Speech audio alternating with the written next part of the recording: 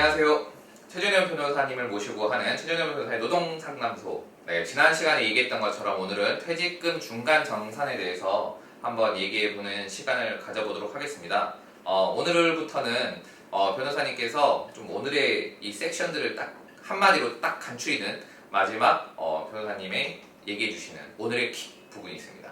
법률에 대한 이렇게 딱 오늘의 이야기를 함축적으로 딱 하는 이런 시간들을 좀 이렇게 만들어 보려고 해서 앞으로 좀 더 재밌게 이 시간을 만들어 보려고 할 테니까요. 많이 사랑해 주시고 좋아요와 구독해서 눌러주시고 블로그도 자주 검색해 주시고 우리 최준현 변호사님 이름도 네이버 녹색창이나 이렇게 뭐 다음이든 구글이든 뭐 브랜드 얘기도 괜찮겠죠. 우리는 뭐 유튜브니까 다 가서 검색하셔가지고 세상에 있는 검색인이 다 검색하셔서 좀 이렇게 유명해질 수 있도록 만들어 주시기 바랍니다. 예. 아무튼 지난 시간에 얘기했던 것처럼 퇴직금 중간 정산에 대해서 얘기를 하려고 하는데요. 이제 근로자가 재직하고 있음에도 불구하고 월급에 이제 퇴직금을 포함하여 이렇게 지급하는 경우가 있죠, 사실. 예, 많습니다, 사실은요. 이런 회사가 저도 많다고 알고 있는데요. 이게 뭐 괜찮은 건가요? 우리가 모든 문제를 이제 접근하거나 특히 법률적인 문제 그리고 이제 정의를 봤을 때 그 정의에 따라서 이제 우리가 뭔가를 의무를 이행하거나 하면 사실 문제가 발생하지 않거든요. 예, 그렇죠. 우리가 그럼 퇴직금이라는 용어를 한번 살펴봤을 때 퇴직금, 즉 퇴직했을 때 지급하라는 거죠. 말 그대로 퇴직했을 때. 근데 퇴직하지 않았을 때 지급을 한다. 그러면 그게 과연 퇴직금에 해당하는지 여부에 대해서 계속적으로 문제가 발생했어요. 만약에 너무 궁금합니다. 그렇죠. 사용자가 만약에 근로자 임금이 월 100만 원이신 분이 있는데 사용자가 110씩 주기로 합니다. 네.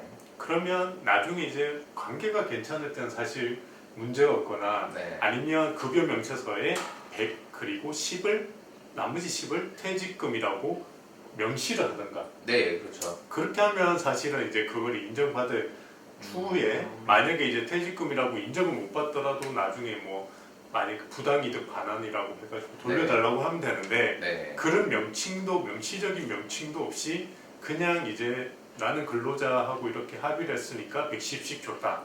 근데 퇴사하고 나서 근로자가 생각해 보니까 퇴직금은 퇴직할 때 받는 건데 나는 왜 재직 기간 중 받았을까? 이런 의문이 들어서 상담을 받은 후에 노동청에 신고를 합니다. 그러면 감독관은 뭐라고 할까요? 사용주한테 분명히 말합니다. 이거에 대해서 퇴직금이라고 지급했다면 녹취록이든지 아니면 급여명세서상 그렇게 표시가 되는지 한번 증명을 해보세요. 증명을 하는 경우는 제가 거의 못 봤습니다. 근데 만약에 이제 급여명세서 말고 계약서에 임금계약서를 쓰잖아요. 거기에 뭐 퇴직금을 포함한다 이런 얘기가 있어도 좀 유효한가요? 그러니까 그것도 이제 케이스 바이 케이스긴 한데 사실은 이제 그게 유력한 증거일 수는 있지만 우리가 다시 이제 그 임금을 다시 이제 한번 그 계산을 한번 해보는 겁니다. 해봤을 때 만약에 우리가 이제 중간에 매달 이렇게 넣는 거면 그것이 퇴직금이 정말 맞는지 금액이 부족할 수도 있죠. 그렇기 때문에 나중에는 문제가 발생할 수밖에 없어요. 그리고 제가 맡은 사건 같은 경우도 그렇고 요즘 재판부에서 어떤 추세냐면 그런 거에 대해서 뭐 계약서도 있어야 되는 부분도 있고 급여명세서에도 명시를 해야 되고 그렇게 하면 인정되는 경우도 있긴 하지만 요즘은 좀 자꾸 좀 부정적으로 보는 케이스가 있어요. 퇴사한 사람은 퇴직한 시점에 발생하는 퇴직금을 그때 정산해서 줘라. 왜냐하면 이런 이유가 왜 생기냐 하면 제가 저번에 한번 말씀드렸지만 퇴직금 중간 정산하면 우리가 급여가 계속 올라가죠. 맞습니다. 그래서 최종 3개월분을 평균을 가지고 재직기간을 곱하는 건데 만약에 우리가 그렇게 했을 때 1,000만 원 받으시는 분이 매달 만약에 월급으로 이렇게 똑같이 10만 원씩 준다. 계산해 보니까 700만 원밖에 안 된다. 그렇죠. 손해죠. 300만 원 했을 때 그러면 근로자한테 너무 불리한 거죠. 맞습니다. 그런 걸 이제 미연에 방지하기 위해서 재판부도 그걸 계속 생각하고 있는 겁니다. 그렇기 때문에 퇴직금은 중간정산 법에서 정한 뭐 후에 살펴보겠지만 법에서 정한 퇴직금 중간정산 사유가 아닌 이상은 안전하게 그냥 퇴사 시점에 주시는 게 좋겠죠. 그럼 저희가 뭐 물어보지 않을 수가 없는 게 이제 아까 말했던 그 법에서 정하는 예. 중간 정산이 인정되는 예를 예. 좀 설명을 해주시면 좋을 것 같은데요. 우리가 이제 법에서 예외적으로 이제 중간 정산을 이제 그렇게 할 수 있도록 하는 규정이 있습니다. 제가 쉽게 말씀드리면 우리가 이제 무주택이신 분들 같은 경우에 전세금이나 우리가 그리고 주택 자금, 주택 구입을 해서 필요한 때, 그리고 우리가 또 이제 집에 또 아프신 분이 계실 수도 있고 부모님을 요양할 수도 있고, 그런데 그분이 어쨌든 간에 6월 이상의 계속적으로 요양 기간이 필요할 때 근로자가 돈이 많이 부족하다. 네. 그때는 그런 근로자를 좀 보호해줄 필요가 있죠. 네. 이 경우에 한해서는 어쨌든 간에 이제 중간 정산을 할 수 있도록 그렇게 규정하고 있습니다. 근데 이제 이렇게 되면 또 이제 반대로 제가 늘 이렇게 이렇게 변호사님과 얘기를 하다 보면은 늘 사업주가 너무 이게 불리한 게 아닌가, 그렇죠. 오로지 근로자가 아닌가라는 생각이 드는데 예. 뭐 이렇게 될 경우에 만약에 사업주는 사실 지금 뭐 돈을 줘야 되잖아요 결국은. 그렇죠. 근데 뭐 그런 줄 만큼의 충분한 여유가 없을 수도 있고 뭐 이런 상황들이 있는데, 만약에 중간 정산을 이렇게 법에 이렇게 인정되는 예. 요구를 딱 하면은 이렇게 사업주는 무조건 이걸 받아들여야 되나요? 아니면은 조금 좀 상황이 어려워서 어렵겠다라고 하고 나중에 퇴직할 때 주겠다라고 얘기할 수 있는 건가요? 이거 참 좋은 질문인데요. 법문을 다시 한번 살펴보면 우리가 퇴직금 중간 정산 사유에 해당하는 경우 사용자는 퇴직금 중간 정산을 할 수 있다라고 돼 있습니다. 해야 한다라는 그 강제 규정이 아닌 거죠. 그렇기 때문에 사용자 측에서는 이것을 이제 좀 자기 이제 그 형편에 맞게 해줄 수도 있고 안 해줄 수도 있는 선택적인 사항인 것입니다. 그렇기 때문에 근로자 중에는 이런 분들이 계세요. 저한테 와가지고 퇴직금 중간정산 내가 요청했는데 안 해줘요. 노조청에 신고할게요. 이렇게 말씀하시는 분 계시는데 저는 이제 아닙니다. 가지 마세요. 이렇게 친절하게 말씀을 드리죠.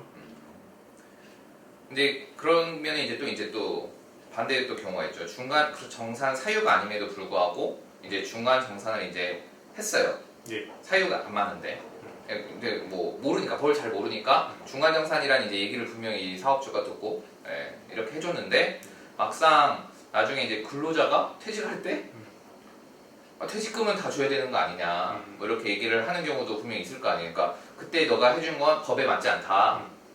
그 내용에 맞지 않는데 왜 나한테 안 주냐, 이런 걸 할 경우는 어떻게 해야 되죠? 예, 이 경우 같은 경우에는 어쨌든 간에 퇴직금 중간 정산 사유에 대해서 법에서 어쨌든 간에 이제 정해져 있죠. 네. 이제 이 항목 자체가 이제 규정이 돼 있기 때문에 그 사유에 해당하지 않는 퇴직금 중간 정산은 일단 무효입니다. 아하. 예, 네. 그렇기 때문에 만약에 이제 노동청이나 아니면 법원의 근로자가 그렇게 퇴직금을 다시 달라고 했을 때는 일단은 주셔야 되는 거고요. 다만 그러면 사용자 너무 그렇죠, 불쌍하잖아요. 억울하죠. 이 경우에는 네. 사용자가 그러면 퇴직금 정산이 아님에도 불구하고 근로자의 요구로 어쨌든 돈을 줬으니까 네. 근로자 입장에서는 그것이 근로의 대가도 아닌데 원인 없이 가지고 있는 거죠. 네, 그렇죠. 예, 그렇기 때문에 그거에 대해서 부당이득 반환 신청을 하시면 됩니다. 그렇군요. 그래도 마냥 이렇게 사업하시는 분들이 억울하지만은 않을 수 있게 예. 법이 또 보호를 또 이렇게 해주네요. 자, 그럼 오늘 이렇게 중간 정산에 대해서 이렇게 변호사님 모시고 얘기를 들어봤는데요. 오늘부터 그때 말씀드렸던 것처럼 변호사님과 함께하는 오늘의 킥 오늘 함께 해보도록 하겠습니다. 변호사님도 앞으로 오늘의 킥 이렇게 네, 또 변호사님 또 무게감을 지켜야 되니까 제가 하도록 하겠습니다. 오늘의 킥 한번 말씀해 주신다면? 사업주 여러분들, 퇴직금은 근로자가 퇴사하실 때 주세요. 네, 감사합니다. 오늘 또 이렇게 변호사님 모시고 얘기 나눠봤는데요. 또 저희는 또 다음 시간에 여러분들과 함께 뵙도록 하겠습니다. 변호사님 고맙습니다. 감사합니다.